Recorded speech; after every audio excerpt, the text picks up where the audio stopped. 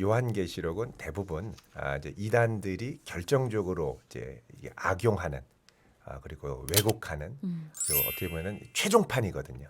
그래서 대부분의 이단들이 결국은 이제 이런저런 성경 공부를 통해서 미혹을 하다가 요한계시록 성경 공부로 들어갑니다. 네. 그럼 이제 요한계시록 성경 공부를 들어가면 이제 내 안에 요한계시록에 대한 바른 해석의 기준, 또 바른 이해가 있으면 그 요한계시록을 배우고 이렇게 공부를 하면 이건 좀 이상하다, 이거는 좀 다른 것 같다.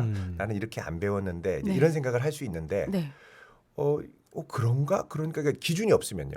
그리고서 그냥 넘어가는 거거든요. 네. 그래서 요한계시록에 대해서 적어도 이 부분만은 우리가 알고 있으면 왜곡된 요한계시록이 올 때 네. 우리가 좀 분별할 수 있지 않을까 네. 그런 생각을 합니다. 네. 성도들이 뭐 계시록 얘기를 하면 잘 모르니까 그러니까. 그런가라고 네. 빠져들거든요. 그렇죠. 그러니까요. 예.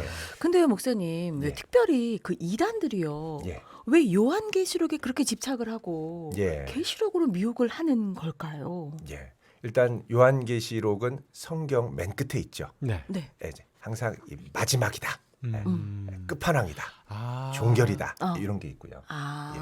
거기에 비유와 상징과 예언이 그렇죠. 스며져 있다. 그리고 이제 거기에 내용 자체가 워낙 또 난해하고 여러 가지 비유 또 상징적인 표현 뭐 숫자들 뭐 666 뭐 이런 게 네. 있으니까 우리에게 생소한데 상당히 무서운 거죠. 네. 그렇죠. 그러니까는 이런 걸 자꾸 이렇게 보다 보면 이게 넘어가기 쉬운 겁니다. 거기에다가 이제 이 요한계시록은 세상의 끝이 오잖아요. 근데 세상의 끝이 오는데 이거를 이제 그 끝이 우리들을 통해서만 올 수 있다 하는 식으로 이제 왜곡하려면 여기에 많은 상징과 비유들이 있기 때문에 네. 이 상징과 비유를 왜곡해서 자기들의 입맛에 맞게 그러니까 왜곡시키기도 참 좋은 겁니다. 요 부분이. 예, 왜냐하면 비유와 상징으로 돼 있기 때문에 네. 바른 해석보다는 자기들이 입맛에 맞는 해석으로 얼마든지 곡해할 수 있는 가능성이 있거든요. 뭐 누가 알겠어? 검증도 안 되고. 그러니까. 그렇죠. 예. 그래서 요한계시록은 아주 이제 단골 메뉴고 네. 그 끝에 되면은 이 요한계시록이 이루어진 곳이 우리다. 네. 뭐 우리가 이제 새 하늘과 새 땅이다. 우리가 하나님 나라 왕국의 회관이다. 뭐 이런 식으로 얘기를 하고 네. 그리고 이제 그곳에 있는 그분이 바로 재림 예수다. 이제 이런 식으로까지 가는 거죠. 그렇군요. 그러니까 아직 본인들의 입맛에 맞게 사용하기 아주 적절하다고 생각하는 거네요. 그렇죠. 그러면 미혹되지 않으려면 뭐가 잘못됐는지를 알아야겠네요. 그렇습니다. 예. 네.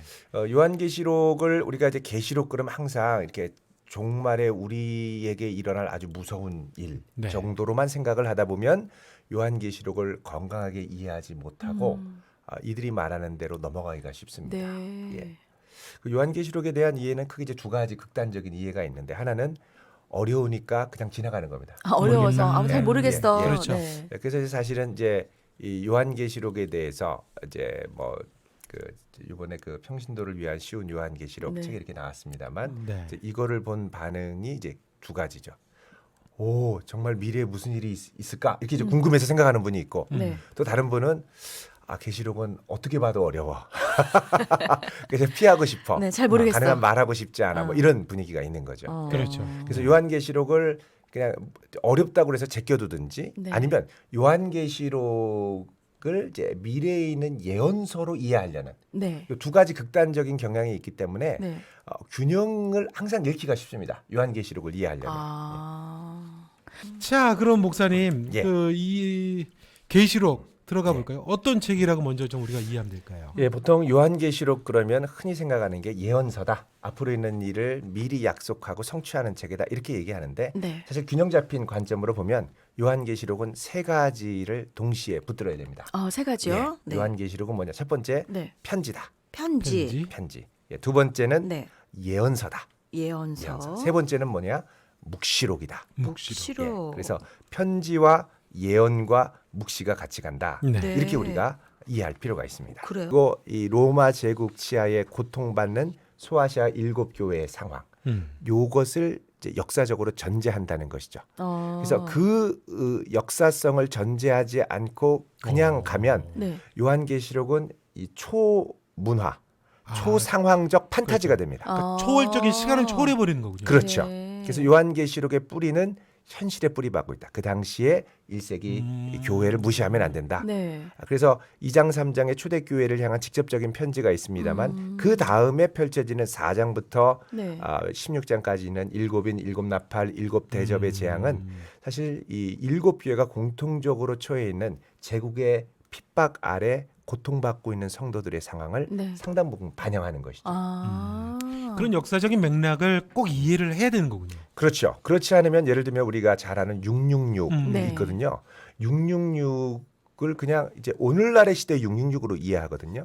근데 이제 666을 그 시대로 가서 보면 네. 오늘 그 요한계시록의 이 666 13장에 나오죠. 여기에 보면은 이렇게 말씀을 합니다. 뭐라 그러냐면 이 요한계시록 13장에 이 수를 세워보라. 그 수는 사람의 수다. 이렇게 얘기하거든요. 네.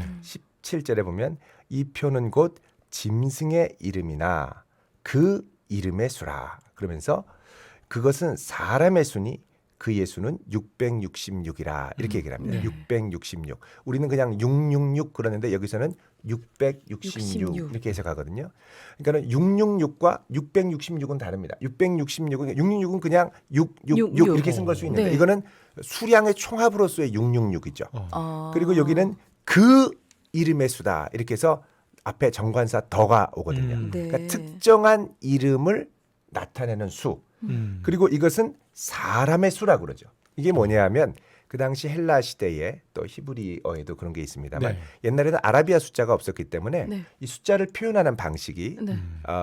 이제 그 글자에랑 같이 썼습니다. 글이랑. 예, 그러니까 이제 그리스어 알파벳은 알파, 베타, 감마, 델타 이렇게 나가거든요. 네. 그러면 그 알파가 1이고 네. 베타가 2고 아.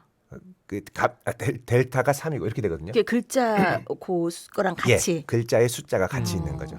그러니까 요 이름을 보고 그 이름에 숨겨진 그 숫자를 빼서 더해봐라. 그게 사람의 수라는 거죠. 그래서 그 폼페이 같은데 폼페이에 화산재로 덮여서 죽었지 네, 않습니까? 그런데 담벼락에 보면 이런 글이 있습니다. 나는 그 이름의 수가 518인 여인을 사랑한다. 이런 글이 있어요. 그런 의미가 있군요. 예, 예. 그러니까 그 당시의 상황을 알지 못하면 그냥 이걸 초문안적으로만 보면 네. 야 이게 666이 이게 뭐야? 뭐 이렇게 생각을 하는 거죠. 그럼 이게 어떤 이름인 거군요. 그렇죠. 그 이름의 알파벳을 다 더했을 때 네. 그 이름이 갖고 있는 게마트리아 숫자의 합이 666이라는 66인 거죠. 거예요. 어. 그래서 그 이름을 다 합치면 이제 학자들이 이제 이걸 갖고 많이 이제 연구를 했습니다만 제일 확률이 높은 건 네로, 네로. 가이사. 네로 가이사 이름을 다 합치면 맞아요. 666이 66이 됩니다. 된다. 근데 이제 네로 가이사는 이 요한계시록이 쓰였을 때가 95년 도미티아누스 황제 시대인데 네로가 이미 죽었던 시대입니다. 그럼 왜 죽은 사람의 그러게요. 이름을 썼을까? 그러는데 이제 그 당시에 도미티아누스 황제가 네로에 못지않게 기독교를 박해했기 때문에 제2의 네로로 불린 것이죠.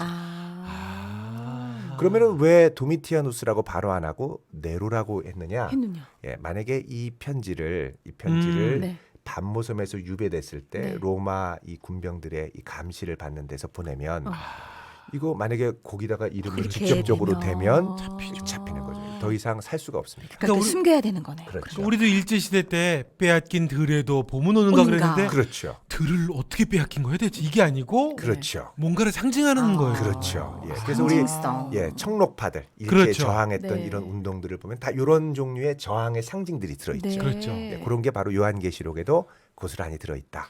그런 역사적인 맥락을 이해를 해야 되는 거군요. 그렇죠. 그래서 이 편지가 중요한 거. 그렇죠. 네요. 편지의 역사성. 네. 역사성을 무시하면 초문화적인 환타지가 된다. 네. 네.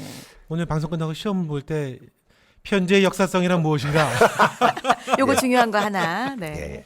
자, 두 그리고 번째는요. 그다음에요. 예, 두 번째 이제 예언에 대해서 우리가 이해를 해야 됩니다. 우리가 보통 네. 이단들은 요한계시록이 예언서다. 그러면 그럼 미래에 무슨 일이 있는 거야 하고 이제 따지기 시작하거든요. 그렇죠. 근데 이제 이 성경에서 말하는 예언과 이단들이 말하는 예언은 차이가 있습니다. 차이가 있어요. 이 예언의 목적은 뭐냐면 범죄에서 떠난 백성들이 회개하고 하나님께 돌아오도록 촉구하는 말씀이 예언의 말씀이라. 네. 근데 고린도전서에도 예언의 은사를 이야기할 때 네. 미래에 있는 것을 콕 집어서 말하는 쪽집게 예언이 아니고 그 사람으로 그 속에 있는 것들을 드러내서 회개해서 돌아오게 하는 거거든요. 네. 예를 들어서 신명기 28장에 보면 하나님이 이스라엘 백성들에게 너 나중에 그 땅에 들어가거든 들어가도 복 나가도 복 이렇게 될 텐데 만약에 하나님께 불순종해서 너희들이 회개하지 않으면 들어가도 저주 나가도 저주 많은 저주를 받을 것이다. 그러니 그때 되면 회개하고 돌아와라. 그러면 너희들이 다시 복을 받지만 회개하지 않으면 망할 거다. 그러니까 이 예언에는 항상 두 가지의 미래가 펼쳐져 있습니다. 그러면 회개하고- 그렇지 않으면 그렇죠. 네. 회개하고 돌아올 때의 밝은 미래, 음. 회개하지 않고 거부할 않을 때. 때의 참혹한 미래. 네. 이게 뭐 예레미야, 이사야, 에스겔 다 나와 있는 거죠. 네. 그래서 이 요한계시록에도 보면 이 두 가지 미래를 제시합니다. 예를 들면 요한계시록 2장 3장에 보면 너희들이 회개하고 돌아와라. 네. 그러면 너희들에게 살 길이 있을 거다. 네. 그래서 회개하지 않으면 너희들 금촛대, 이 촛대를 옮길 거고 네. 예수님의 입에서 나오는 검으로 싸울 거고 네. 그리고 환란 가운데 던질 거고 사망으로 자녀를 죽일 것이고 입에서 토해낼 것이다. 네. 그러죠. 반면에 회개하고 돌아오면 생명나무의 열매를 먹을 것이고 생명의 면류관 줄 것이고 감추었던 만나 받을 거고 새 이름이 기록된 흰돌을 받을 것이고 둘째 사망의 해를 받지 않고 만국을 다스리는 새벽별을 받을 것이다.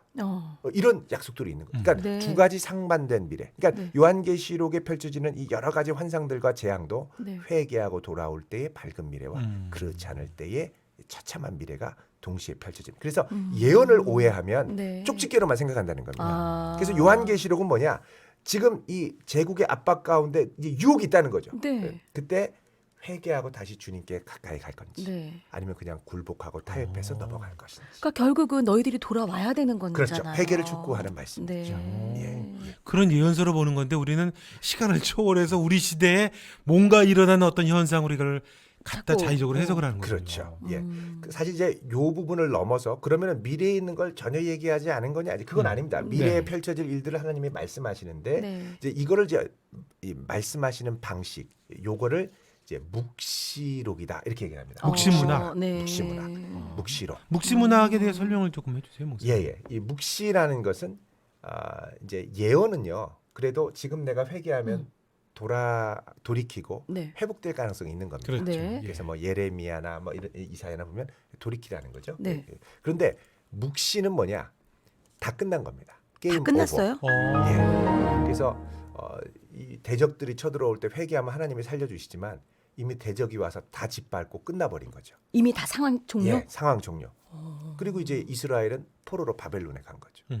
다니엘서가 구약의 대표적인 묵시 문학인데 바벨론에 네. 다니엘이 갔을 때 이미 다 끝난 거거든요. 끝난 거죠. 다 네. 포로로 네. 잡혀가 있는 바벨론에 거죠. 이제 네. 신하로 일을 네. 하고 있었으니까. 네. 그러면은 그 가운데 다니엘은 어떻게 하느냐? 지금 현실을 보면 너무 암담하거든요. 계속 네. 이렇게 살아야 되는 거예요. 네. 근데 하나님께서 다니엘에게 묵시를 주신 거죠. 네. 이 묵시는 뭐냐? 이제 인간적인 가능성이 완전히 제로일 때 네. 그 현실을 새롭게 하시는 하나님의 능력으로 어떻게 하나님의 주권으로 이 세계를 회복하실 것인가. 이거를 보여주는 게 묵시입니다. 네. 그래서 완전히 절망하고 나가 떨어지지 말고 네. 다시 하나님의 능력으로 회복해라. 네. 이것을 보여주는 거죠. 그래서 그걸 보여주는데 지금 현실이 너무 암담하니까 네. 만약에 바벨론 멸망할 것이고 이스라엘이 다시 회복될 것이 이런 걸 얘기하면 이건 반역이거든요. 네. 그렇죠. 그래서 이것을 감추기 위해서 하나님이 상징과 비유와 숫자의 비유로 말씀하신 겁니다. 그래서 다니엘서에 보면 많은 환상이 있죠. 이게 사실 요한계시록에 그대로 많이 가져온 거거든요. 네. 근데 요한계시록에도 보면 이런 많은 상징과 묵시는 뭐냐? 지금 로마 제국이 워낙 압도하게 이 이스라엘 백성들과 네. 또 교회들을 압박하고 핍박하기 때문에 도저히 가능성 없다. 우리 그냥 탈폐해야 된다. 이럴 때 네. 이걸 초월하는 하나님의 능력, 바벨론을 무찌르시는 네. 음녀 바벨론, 로마 제국을 무찌르시는 하나님의 능력, 초월적인 능력. 이걸 이제 오늘날로 이제 적용을 하면 네. 이 세대의 압박적인 세계화 시대의 이 성도들을 압박하는 세속화와 핍박과 네. 유혹의 물결을 어떻게 이길 것인가? 이걸 압도하는 하나님의 능력이 어떻게 이 세상 가운데 펼쳐지는가를 보여주는데 직설적으로 말하지 않고 상징과 비유로 보여주시는 거죠. 그래서 네. 이제 2일 후에, 그렇죠. 2일 후에 그러면서 그렇게 쓴 장르가 이제 묵시문학이라는 거고. 그렇죠. 그래서 이제 이 묵시문학의 대표적인 표현이 2일 후에 아니면 또 내가 보니 이런 네. 건데 이단들은 요거를 이제 시간 순으로 이 일 후니까 다음에 무슨 일이 일어나느냐. 어. 그래서 이단들이 형성된 역사로 말하거든요. 네. 근데 이 일 후래나 또 내가 보니는 이 묵시문학에 자주 나오는 에스겔에 네. 많이 나옵니다.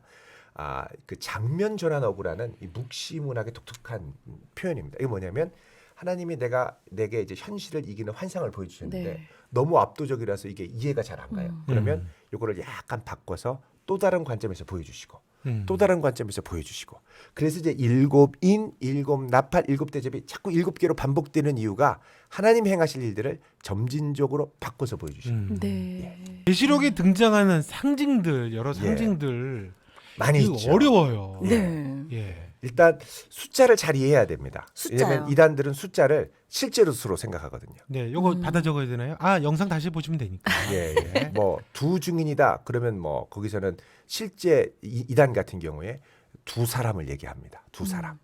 실제로 나타난 두 인물. 네. 또 24장로 하면 그 조직 안에 24장로. 그렇죠. 7별 그러면 그 교회를 처음에 담당했던 7 사자들, 네. 목자들, 지도자들 이렇게 이제 그대로 실수로 이름을 우리 잘 아는 14만 4천. 그렇죠. 네. 14만 4천. 네. 아유. 실제 수죠. 어. 근데 이제 요한계시록의 묵시의 특징은 이게 상징적인 의미를 갖고 있는 수라는 것입니다. 네. 예를 들면 두 증인만 하더라도 그렇죠. 신명기에 보면 합법적인 증인으로 그 증언의 유효성을 나타낼 수 있는 최소한의 수가 2명입니다. 그래서 사람을 죽이는 사형 판단, 유죄다 무죄다를 받을 때는 반드시 한 사람의 증언으로 하지 말고 2-3사람의 증언으로 하라고 말씀을 하죠. 네. 그러니까 둘은 뭐냐? 합법적인 증언의 유효성을 나타내는 네. 수. 그게 이제 둘입니다. 둘. 그다음에 이제 3이 있는데 이거는 삼위일체 하나님. 네. 완전하신 하나님. 그래서 요한계시록에는 성부, 성자, 성령 삼위일체 하나님이 나오는데 네. 악의 삼위일체가 또 나오죠. 용, 바다에서 나온 짐승, 땅에서 나온 네. 짐승. 네. 요한계시록 12장, 13장에 이렇게 나오는데, 예. 그리고 이제 사가 있습니다. 사는 동서남북, 세상 사방을 나타내는 의미가 사입니다. 네. 예, 예. 오는 황충이 와서 5달 동안 세상을 제어하는 네. 권세를 받죠. 네. 오는 재앙의 제한된 기간. 아. 10은 만수입니다. 세상 만수. 오는 절반인 제한된 기간. 6은 불완전수. 완전하지 못한 불완전함. 네. 7은 반면에 완전수. 네. 7에서 하나 모자란 게 불완전한 6이죠. 음. 그리고 8은 7 다음에 새로운 새 창조가 시작되는 뉴 사이클. 이게 8이고요. 네. 예, 그리고 12는 하늘과 땅 4 곱하기 3이죠. 예, 3이 하늘, 땅이 4. 사방이니까 요거를 곱한 게 12. 그래서 하나님의 모든 백성을 나타내는 수입니다. 네. 그래서 12 곱하기 12 곱하기 1000 많다라는 걸 합치면 14만 4천이 되는 거죠. 그렇게. 예. 그래서 24는 12 더하기 12 구약과 신약의 백성의 총합. 그리고 이제 24고요. 또 42달 우리가 잘 아는 3년 반 네. 1260일. 이건 뭐냐? 7년의 절반입니다. 그러니까 완전한 기간의 절반. 그러니까 이게 고통받는 기간인데 이제 여자가 광야로 도망가서 네, 고통받는 해산하는 기간인데 기간이죠. 요 기간이 완벽한 게 아니라 절반이다. 그렇게 길지 않다. 네. 요거를 상징적으로 보여주는 거죠. 예. 이런 식의 상징적인 숫자들. 네. 재밌네요, 이야기로. 목사님.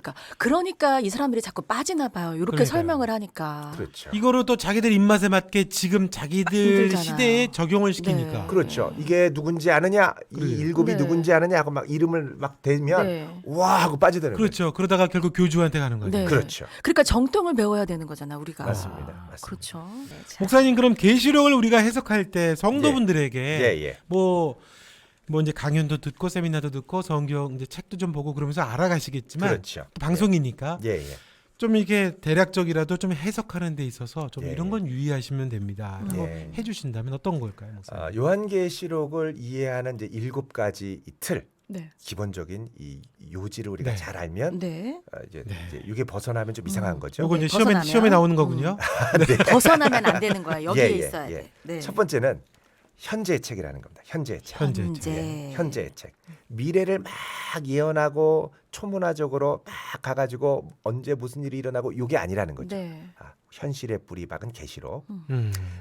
동일한 상황을 적용하면 오늘 현실 우리를 위한 책이기도 우리에게도. 합니다. 예, 예. 그다음 두 번째는 승리의 책입니다. 네. 승리의 요한계시록은 우리 보통 이긴 자 많이 들어보셨죠? 네, 네. 예. 근데 이긴 자인데 요한계시록에서 말하는 이김은 무슨 이김이냐면 고난과 핍박, 그리스도의 핍박에 참여함으로 이기는 역설적인 승리. 그래서 순교자가 6장에 보면 하늘 보좌에 가서 순교당에서 우리 피를 언제까지 갚아주시겠습니까? 네, 맞아요. 그런 호소하잖아요. 대목 네. 나오죠. 결국은 이 응답이 20장, 21장, 22장에 다 이루어집니다. 네. 그래서 새 하늘과 새 땅으로 가는 거죠. 그러니까는 승리는 무슨 승리냐? 싸워 이긴다는 건 그리스도의 핍박과 인내와 수고에 동참하여 싸워 이긴다. 네. 세 번째는 뭐냐? 네. 요한계시록은 이 세상이 아무리 혼란하고 타락해도 결국 하나님이 이기시는 것을 보여주는 아멘. 하나님께 주권이 있는 것을 보여주는 책이다. 아. 하나님의 승리. 네, 하나님. 예. 네. 그다음에 네 번째는 네. 요한계시록은 선교의 책이다. 많이 나오는 표현이 모든 족속과 열방과 백성과 나라 엄청 네. 많이 등장하거든요. 네. 이거는 뭐냐? 요한계시록이 단순히 우리가 어떻게 현실을 피해서 도망가느냐가 아니라 네, 네. 이럴수록 더 힘있게 복음을 증거하고 많은 이들이 하나님을 예배하는 곳으로 초대해야 된다. 네. 이걸 보여주는 겁니다. 아. 천상의 예배나 여러 가지가 보여지죠. 그다음 다섯 번째는 뭐냐? 기도의 능력. 기도. 예, 순교자들의 기도로 하나님 나라가 완성되고 네. 일곱 나팔, 일곱 대접, 일곱 인이 펼쳐지는 거죠. 네. 그다음에 여섯 번째는 뭐냐? 요한계시록은 창세기부터 시작된 하나님의 언약이 최종적으로 완성되는 에덴 동산에 시작했던 에덴 동산, 하나님을 예배하는 네. 장소가 새하늘과 새 땅으로 완성된 것이죠. 그리고 인류가 타락했는데 하나님이 여인의 후손을 통해서 뱀의 머리를 상하게 할 것이다. 그 최종 완성이 계시록에서 이루어진 것이죠. 네. 그래서 모든 구약과 신약의 약속들이 최종적으로 완성된 것이 요한계시록. 네. 그다음에 이제 이것과 관련해서 네. 언약의 완성이다. 네. 이렇게 표현도 합니다. 예. 그다음에 일곱 번째는 요한계시록은 결국 이걸 통해서 이 땅에 다시 오셔서 온 세상을 새롭게 하실 주님을 기다리는 신앙.